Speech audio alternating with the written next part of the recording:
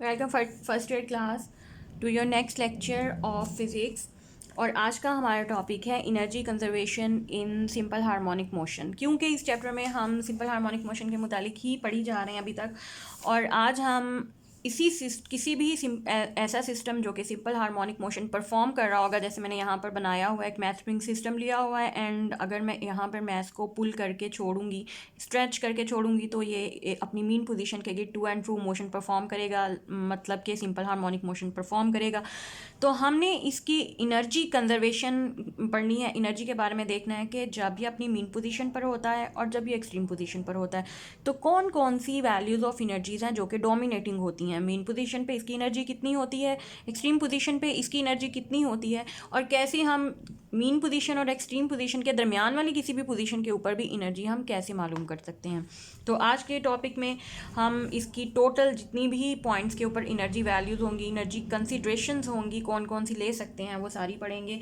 आप सबसे पहले इस सिस्टम को स्टडी करने के लिए या किसी भी सिंपल हार्मोनिक मोशन में एनर्जी कंजर्वेशन को स्टडी करने के लिए हमें एक सिस्टम की ज़रूरत पड़ेगी जो कि सिंपल हार्मोनिक मोशन परफॉर्म कर रहा हुआ होगा, और वो सिस्टम यहाँ पे मैंने लिया हुआ है। This is a math spring system that is oscillating between its extreme positions. और लेट सपोज अगर मैं इसको स्ट्रेच करती हूँ और रिलीज़ करती हूँ, तो ये मैस अपनी किसी position, let call it x is equal to 0, और मीन पोजीशन के गिर्द ऑक्सीलेट करना शुरू हो जाएगा। तो अब अगर हम ये कंसिडर करें कि हमारी मोशन ऐसे कि मैंने स्लोली इसको डिस्प्लेस किया है, तो इसमें एक्सीलरेशन 0 होगा। तो अकॉर्डिंग टू हुक्स लॉ ये कहता है कि जितना आप स्ट्रेच करेंगे, जितने डिस्प्लेसमेंट तक स्ट्रेच करेंगे, वहाँ फोर्स जो है डायरेक्टली प्रोपोर्शनल होगी दैट डिस्प्लेसमेंट के। अब यहाँ पर क्योंकि मैंने एक्स नॉट डिस्प्लेसमेंट तक अपने मैस को डिस्प्लेस किया है, तो यहाँ पे फोर्स जो है वो डायरेक्टली प्रोपोर्शनल एक्स नॉट होगी या के एक्स नॉट के बराबर होगी, and this is called Hooke's law. अच्छा, आप एक बात देख लीजिए कि व्हेन डिस्प्लेसमेंट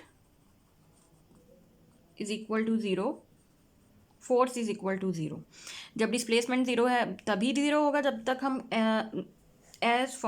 जब तक कि हम कोई फोर्स नहीं लगाते। जैसे ही हम कोई फोर्स लगाएंगे और डिस्प्लेसमेंट प्रोड्यूस हो जाएगा, तो वो डिस्प्लेसमेंट क्या होगा, यहाँ पे हमने कितना लिया हुआ है एक्स नॉट, तो फोर्स ये देखें आ गई, फोर्स आ जाएगी के एक्स नॉट।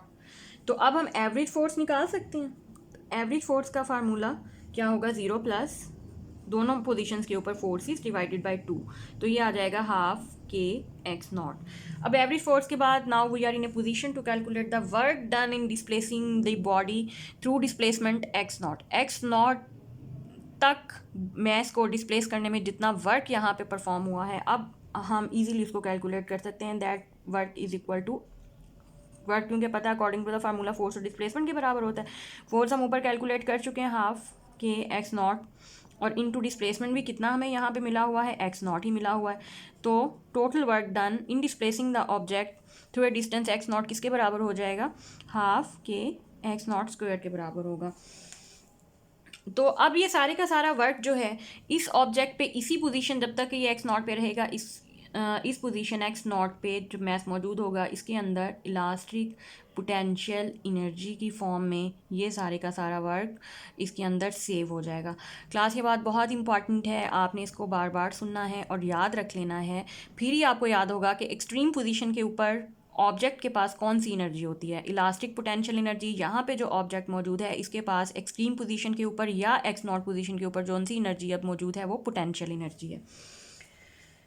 अच्छा, अब पोटेंशियल एनर्जी सारी की सारी यहाँ पे जाके इसके अंदर सेव हो जाएगी।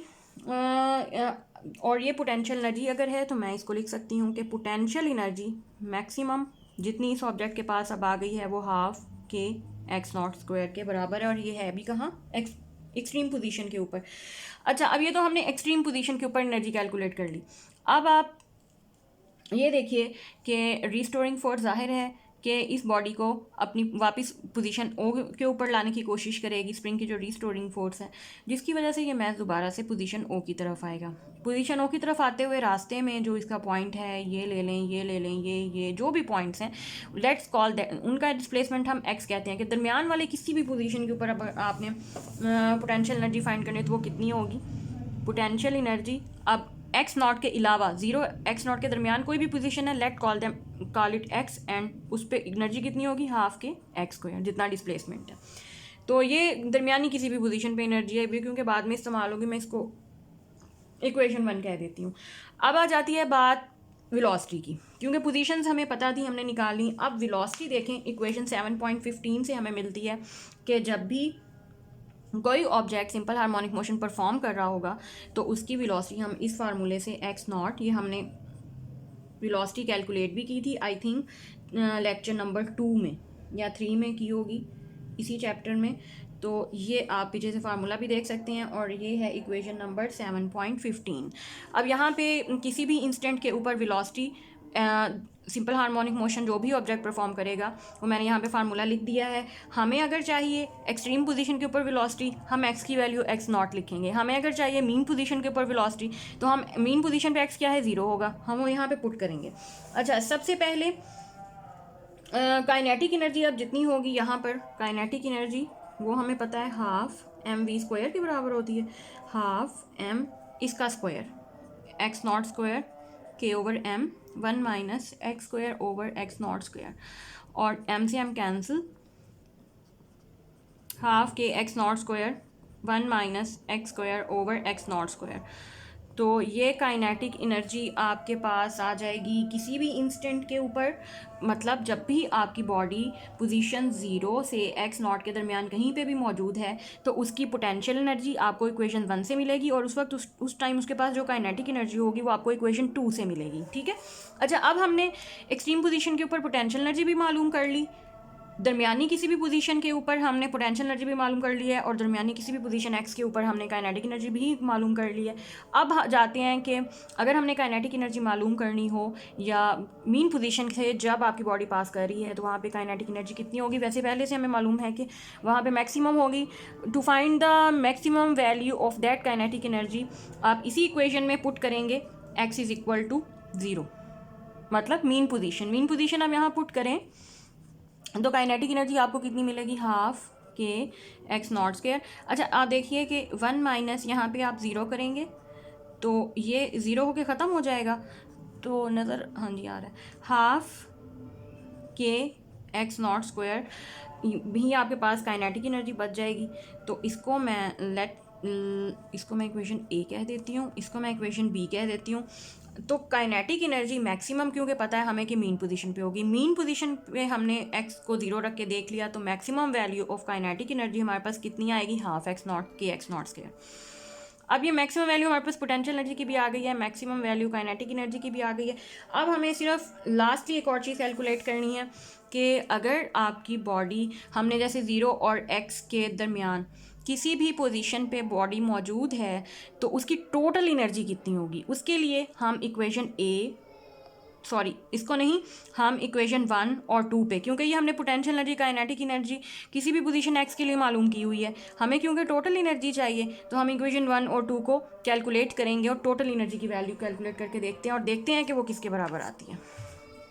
तो इसको मैं इरेज कर देती हूँ।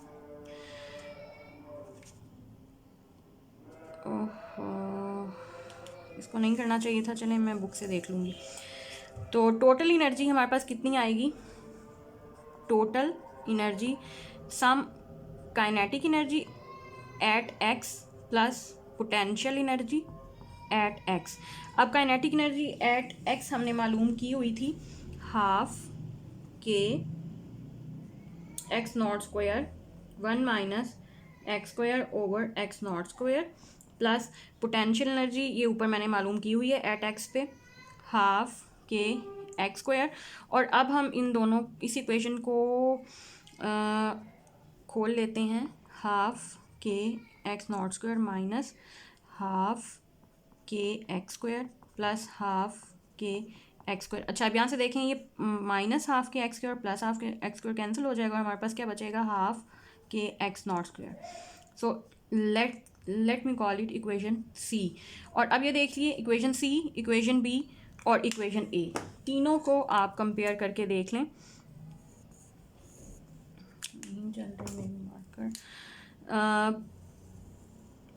इक्वेशन ए, इक्वेशन बी, इक्वेशन सी,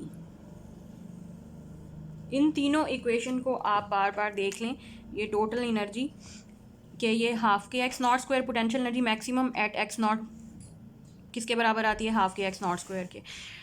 काइनेटिक एनर्जी मैक्सिमम किसके बराबर आती है, हाफ के एक्स नॉट स्क्वायर के. टोटल एनर्जी किसके बराबर आती है, सरप्राइजिंगली हाफ के एक्स नॉट के ही बराबर आती है. तो अब इन तीनों इक्वेशंस को समझने की ज़रूरत है कि आखिर इन तीन इक्वेशंस में एनर्जी बराबर कैसे आ रही है. तो यहाँ पे law of conservation of energy मुमकिन है होल्ड करे, बल्कि नज़र भी आ रहा है कि होल्ड करेगा. अभी हमने देखा कि पोटेंशियल एनर्जी एक्सट्रीम पोजीशन के ऊपर कितनी है, हाफ के एक्स नॉट स्क्वायर, और सारी की सारी पोटेंशियल एनर्जी है, वहाँ पे कोई काइनेटिक एनर्जी नहीं है. तो काइनेटिक एनर्जी एक्सट्रीम पोजीशन के ऊपर ज़ीरो होगी. कितनी होगी वहाँ पे एनर्जी, सारी की सारी पोटेंशियल होगी और हाफ के एक्स नॉट स्क्वायर के बराबर होगी. सिमिलरली मीन पोजीशन के ऊपर हमने देखा कि कोई भी पोटेंशियल एनर्जी नहीं है, बल्कि काइनेटिक एनर्जी ही मैक्सिमम है, और वो किसके बराबर है, हाफ के एक्स नॉट स्क्वायर के. और अब इन दोनों पोजीशंस के दरमियान में किसी भी पॉइंट पे आप टोटल एनर्जी कैलकुलेट करके देख लें. एनर्जी पार्शली काइनेटिक होगी, पार्शली पोटेंशियल होगी, दोनों वैल्यूज पुट करके बट टोटल निकालेंगे वो इन्हीं मैक्सिमम एनर्जीज़ के बराबर होगी, हाफ के एक्स नॉट स्क्वायर के ही बराबर होगी.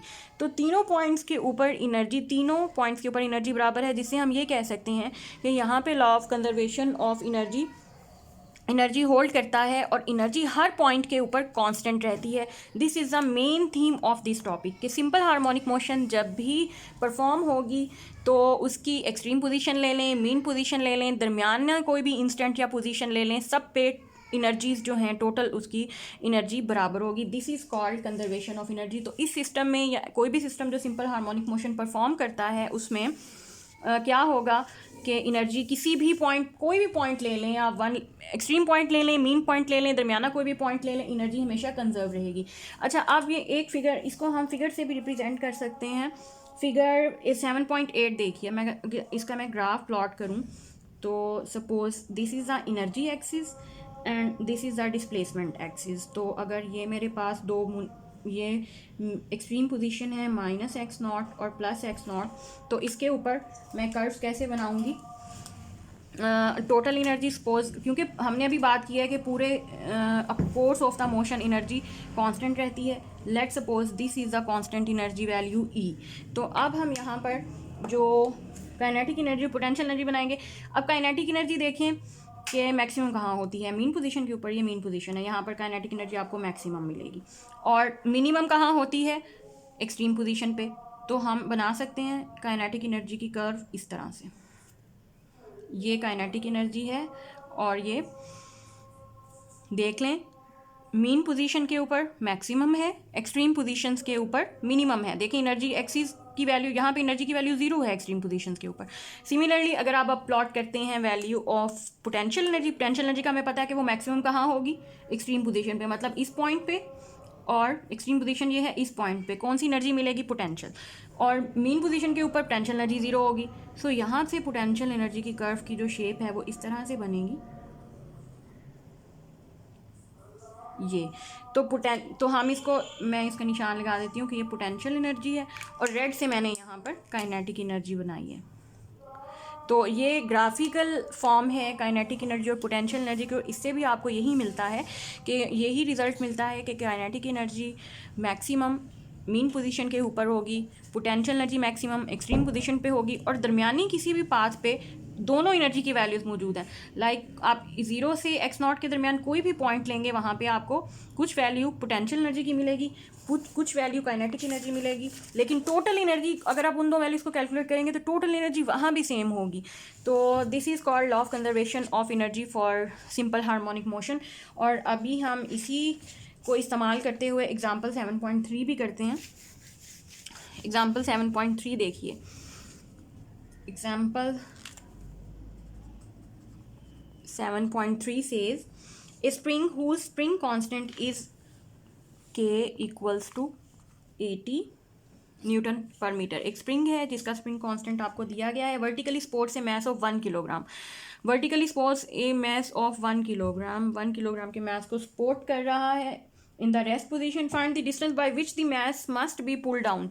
कितना मैस को नीचे खींचा जाए उस डिस्टेंस को आपने मालूम करना है कि मैस जब भी अपनी मीन पोजीशन के दरमियान से गुजरे तो उसकी वेलोसिटी जो है वो 1 मीटर पर सेकंड हो। तो सबसे पहले हमें क्योंकि स्प्रिंग कांस्टेंट भी दिया गया है, एम भी दिया गया है, तो it's better to calculate the angular frequency by which with which the spring is performing simple harmonic motion.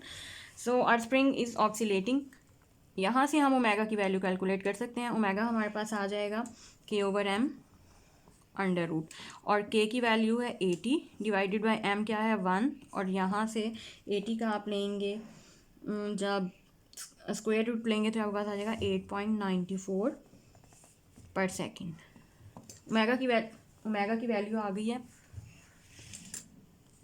तो ओमेगा की वैल्यू आपके पास आ जाएगी। आपके पास ओमेगा की वैल्यू आ चुकी है। अच्छा, अब हमने जितना डिस्टेंस को पुल करना है, suppose that distance is x not, ठीक है।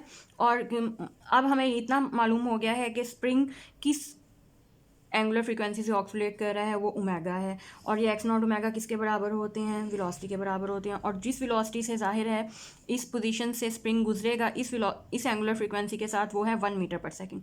तो हम यहाँ पे वैल्यूज पुट करते हैं। 1 x नॉट हमने फाइंड करना है, ओमेगा हम ऊपर फाइंड कर चुके हैं 8.94।